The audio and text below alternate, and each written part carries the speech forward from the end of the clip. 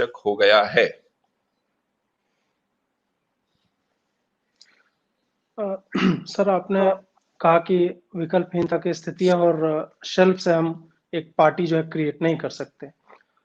मेरा उसी से जुड़ा हुआ प्रश्न है कि कहीं ऐसा ना हो कि हिंदू जो है इग्नोर होते होते, उपेक्षित होते होते, जिस तरह से मतलब अपॉर्चुनिस्ट लोग जो होते हैं, जैसे खालिस्तान उधर खड़ा कर दिया गया एक तरफ ओवैसी की हार्ड लाइन एकदम एक पार्टी बन जाती है, फिर शिवसेना किस तरह से ये भी हम जानते हैं। तो कहीं ऐसा ना हो कि एकदम ही उग्र हिंदुत्व का एक एजेंडा लेके एक नई पार्टी आ जाए, छोटे स्तर पे ही आ जाए, 10 साल में 15 साल में भाजपा का एक विकल्प बन के तैयार हो जाए। अगर ऐसा होता, ये हाइपोथेटिकल क्वेश्चन है, तो वो अच्छा होगा समाज के लिए या फिर बुरा होगा? देखिए, शॉर्ट टर्म में उसका एक खामियाजा तो होगा, नुकसान होगा। हम वैसे ही हिंदू वोट को बिखरने से रोकने के आग्रही रहे हैं, और किसी तरह ये क्रिटिकल मास में इकट्ठा कर पाए वोट को हम फिर बिखरने दें तो मन नहीं मानता। लेकिन जिस नेतृत्व ने इस जनादेश को हथिया लिया है, जिस मानसिकता से ये ग्रस्त हो गया है, जो शिकंजा भीतर से कस लिया गया है, उसका निवारण भी आवश्यक है। उसकी आवश्यकता से भी नजर नहीं फेरी जा सकती। और इसके लिए यदि शॉर्ट टर्म में कुछ नुकसान उठाना भी पड़े, तो लंबी अवधि के लिए यह निवेश आवश्यक है, बहुत आवश्यक। और इसकी ओर प्रबुद्ध नागरिकों को, चिंतकों को, विद्वानों को, सक्रिय कार्यकर्ताओं को बहुत गंभीरता से विचार करना चाहिए कि हम कब तक ये तमाशा देखेंगे कि लोकतंत्र में अपने बूते सत्ता परिवर्तन करने के बाद भी वो सत्ता चेरी बनी रहे, दासी बनी रहे, उनकी जिनसे हमने मुक्ति पाई है।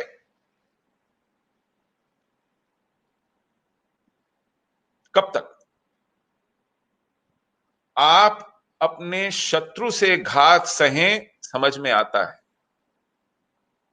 जब अपने मित्र से, अपने सगे से, जिस पर भरोसा किया है, जब उससे आघात मिलता है तो वो असहनीय होता है।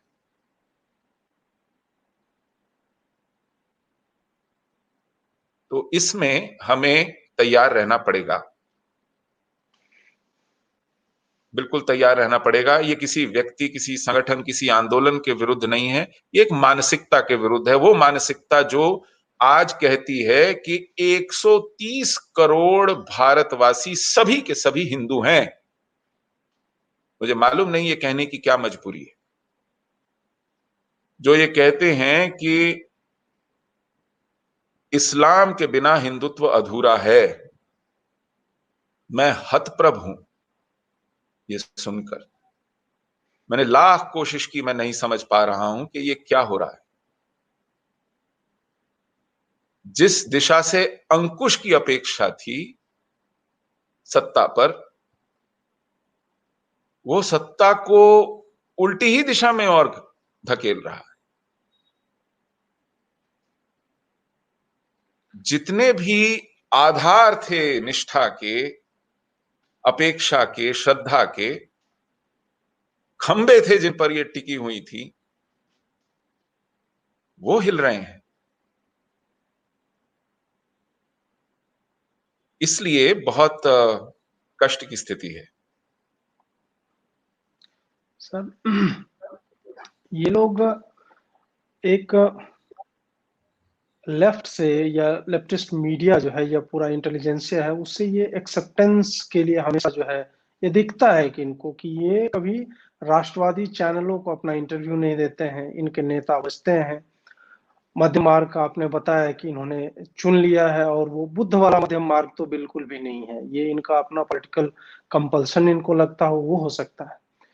ये क्या मजबूरी है इनकी कि आप ही ने कहा कि जो गाली देते हैं उन्हीं के पास ही जाना चाहते हैं, इसके पीछे का क्या तर्क हो सकता है आखिर?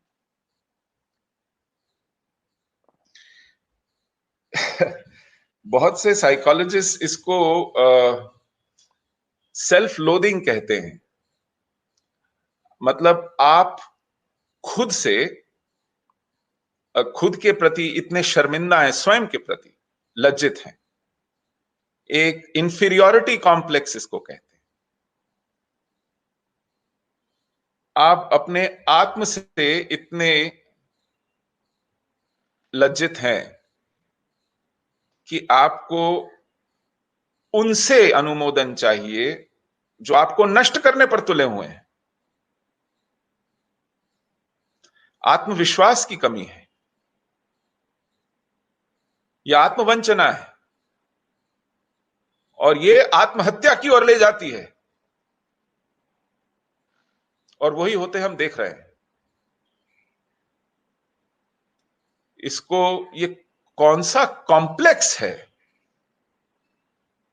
मैं हैरान हूं, जिन्होंने पूरा जीवन दे दिया, हड्डियां गला दी, परिवार नहीं देखा, करियर नहीं देखा,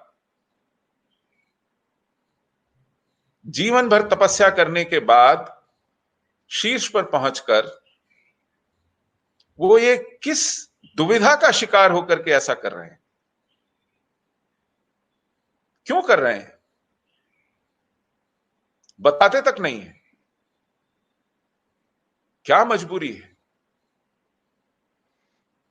ये एक बहुत बड़ा यक्ष। इस पर तो मुझे लगता है कि एक पूरी थीसिस लिखी जा सकती है, एक पूरी विवेचना हो सकती है। इस सिंड्रोम को समझने के लिए मनोवैज्ञानिकों का एक सम्मेलन बुलाना आवश्यक है। यह लगता है कि यह केस स्टडी दुनिया में और कहीं नहीं मिलेगी आपको, कि जो अपने विजय से लज्जित हैं, आप अपने विजय के प्रति क्षमा मांगते दिखाई पड़ते हैं। 1971 में जब श्रीमती गांधी ने पाकिस्तान पर विजय प्राप्त कर ली थी और 72 में शिमला भुट्टो आए के साथ वार्ता करने, तो यह इंस्ट्रक्शन तब दिया गया था, प्लीज डोंट लुक ट्रायम्फेंट। आप एक विजयी के भाव में न दिखें, क्योंकि जिस शत्रु को आपने पराजय किया है, कहीं वो संकोचवश लज्जित ना हो, उसमें हीन भावना ना हो, उसका उत्साह कम ना हो, आप उसे बराबर का दर्जा दें, आप उसके प्रति जेनरस हों, आप एकोमोडेट करें। विजयी होना अभिशाप हो गया है।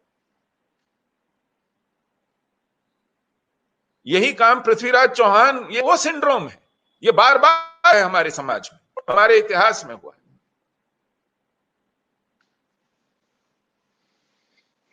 आप विजयी होकर चले जाते, छोड़ देते हैं, और शत्रु जो है वो हार कर भी जीत जाता है। सर, आपने इसे समझना पड़ेगा। संघ, जी जी, आपने संघ के किसी शीर्षस्थ नेता के बारे में, अभी वो हिंदू मुस्लिम वाला जो कमेंट था वो हमने भी देखा। मतलब पब्लिक में वो है कि हिंदुओं का अस्तित्व मुस्लिम के बिना जो है अधूरा है। मैंने अरे भी किसी ने मैं कनपट्टी पर तमंचा नहीं रखा था। जी जी खुद विज्ञान भवन में 3 दिन का सम्मेलन बुला के ये घोषणा की गई। उससे पहले जब एक बार भाषण करवाया गया था पूर्व राष्ट्रपति प्रणब मुखर्जी का नागपुर में, मैंने उस भाषण को भी बार बार सुना। उसमें भी कहा गया था कि राष्ट्रीय स्वयंसेवक संघ हिंदुओं का संगठन नहीं है। भाषण के शुरू के 2-3 मिनटों में यह कहा गया। आप किस बात की क्षमा याचना कर रहे हैं? किस बात से लज्जित हैं? क्यों सफाइयां दे रहे हैं? आप ही के श्रीमुख से हमने सुना कि डॉक्टर हेडगेवार ने जब विजयदशमी के दिन 1925 में पहली शाखा अपने घर की पहली मंजिल पे 17 स्वयंसेवकों की लगाई तो उनको कहा कि मैं हिंदू संगठित करने निकला हूं। राष्ट्रीय स्वयंसेवक संघ हिंदुओं का संगठन है क्योंकि इस देश का उत्तरदायी समाज हिंदू समाज है। तो यह कब तय किया गया कि राष्ट्रीय स्वयंसेवक संघ हिंदुओं का संगठन नहीं है, केवल हिंदुओं का संगठन नहीं है? और अब आप इसमें कॉन्ट्रडिक्शन देखिए। एक तरफ कहते हैं कि राष्ट्रीय स्वयंसेवक संघ केवल हिंदुओं का नहीं है, फिर कहते हैं कि पूरा का पूरा जन 130 करोड़ भारतवासी हिंदू है। तो राष्ट्रीय स्वयंसेवक संघ किनका संगठन है भाई? पाकिस्तान का संगठन है। अपने ही मुख से आप कहते हैं कि राष्ट्रीय स्वयंसेवक संघ हिंदुओं का, केवल हिंदुओं का संगठन नहीं है। फिर आप कहते हैं कि इस पूरे राष्ट्र का 130 करोड़ जन हिंदू है। तो फिर ये किसका संगठन है? ये क्या घालमेल है, क्या कंफ्यूजन है? ये कौन सा भ्रम है जो हमने पाल लिया है, जो हमारा मस्तिष्क शिकंजे में कसे हुए है? किस बात की क्षमा याचना कर रहे हैं हम? कहां उलझ गए? मेरा भी निजी अनुभव जो है, संघ के एक शीर्ष के नेता है उनके साथ, मतलब पूरे एक क्वेश्चन आंसर सेशन था और मैंने उन्हें कुछ बातें बताई कि बंगाल में मैं चुनाव से पहले गया था, मैंने बताया कि ये हो रहा है, मधुबनी में कन्वर्जेंस हो रहा है, कई समस्याएं मैंने बताई। मुझसे उन्होंने पलट के प्रश्न पूछा कि क्या संघ ने हिंदुओं का ठेका ले रखा है। मुझे लगा कि निकल गया होगा उनसे फ्लो में। उन्होंने दोबारा मुझसे, वो एक्सपेक्ट कर रहे थे कि मैं कुछ जवाब दूं, उन्होंने मुझसे दोबारा प्रश्न किया कि आप बताइए मुझे कि क्या संघ ने हिंदुओं का ठेका ले रखा है। एक तो उम्र में मेरे पिता की उम्र से वो ज्यादा बड़े हैं, तो मुझे नहीं लगा कि मुझे जवाब देना चाहिए। मैं चुपचाप बैठ गया और मेरा एक तरह से कह सकते हैं कि दिल टूट गया मेरा उस दिन की जो टॉप का कोई ऑफिसर हो इस तरह से बात करे। खैर, अंतिम प्रश्न सर मेरा ये है, और आपका काफी समय 1 घंटा ले लिया मैंने।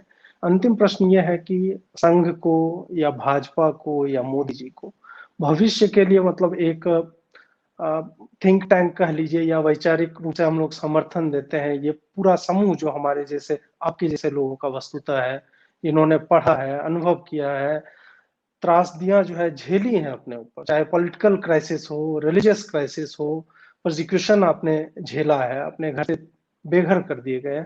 और जो मैं शायद सहानुभूति देने की स्थिति में नहीं हूं, क्योंकि मैं उस दर्द को, उस पीड़ा को कभी समझ ही नहीं सकता। ऐसे में आपकी क्या आशाएं हैं जो आपको लगता है कि प्रैक्टिकली पॉसिबल है, सरकार कर सकती है लेकिन वो कर नहीं रही है? क्या है आप मतलब उनके भविष्य को लेके क्या सलाह देना चाहेंगे? धन्यवाद अजीत जी, आपने हम लोगों के विस्थापन को वापस याद दिलाया दुनिया को। 31 वर्ष पूरे हो गए हैं और बड़े धैर्य के साथ हम लोग सत्ता परिवर्तन के 7 वर्ष बाद भी आज अचंभित हैं कि क्या रोके हुए है इन्हें। तो जब हम ये पाते हैं कि भाजपा के मुसलमान कार्यकर्ता कश्मीर पे 400 से ज्यादा अपने घरों में नहीं सो पाते हैं, तो फिर इनसे क्या अपेक्षा रखी जाए?